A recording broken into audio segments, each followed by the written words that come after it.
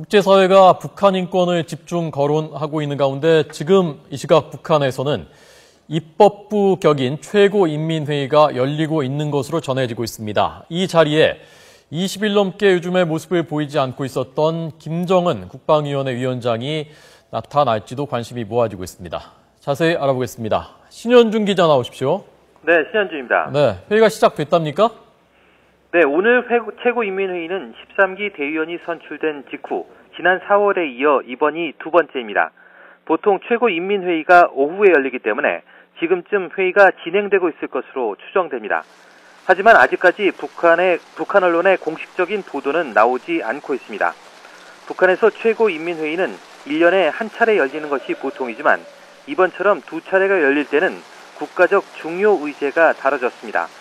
때문에 이번 회의에서 어떤 내용이 다뤄질지 주목되는데요. 먼저 조직 개편 가능성입니다.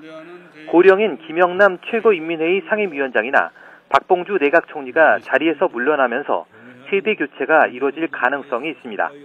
또 황병서 군 총정치국장이 국방위 부위원장에 임명되거나 장성택 후임으로 국가체육지도위원장에 임명된 최룡해의 위상도 변할 가능성이 있습니다. 정책 측면에서는 독자 경영제를 강화하는 경제개혁 방안이 제시될 가능성도 있다는 분석입니다.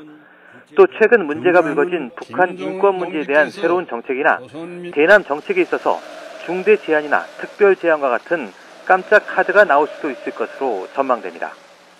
네, 자, 김정은이 요즘에 나타나지 않고 있어서 오늘 모습을 보일지가 관심이라면서요? 네, 그렇습니다. 김정은 제1위원장은 집권 이후 하루가 뭐다 하고 북한 전역을 다니면서 현지 지도를 해왔는데요. 지난 3일 부인 리설주와 함께 모란봉 악단 신작 음악회를 관람한 이후 공개석상에서 자취를 감췄습니다. 당의 주요 행사도 참석하지 않고 20여일째 잠적해서 여러 의혹들이 나왔는데요. 최근 다리를 저는 모습이 TV에 방영돼 건강에 이상이 있는 것 아니냐는 추측도 제기됐습니다. 하지만 최고인민회의가 가지는 상징성이 있기 때문에 회의장의 모습을 보이고 시정연설까지 할 수도 있다는 관측이 나오고 있습니다. 과거 김일성 주석의 경우에는 최고인민회의 시정연설을 통해 대외정책이나 주요 시책을 깜짝 발표해 관심을 모았기 때문인데요. 김일성은 지난 8기 최고인민 1차 회의에서 남북 고위급 회담을 제의했고 9기 1차 회의에서는 남북한 자유왕래와 전면 개방을 제시하기도 했습니다. 지금까지 정치부에서 YTN 신현주입니다.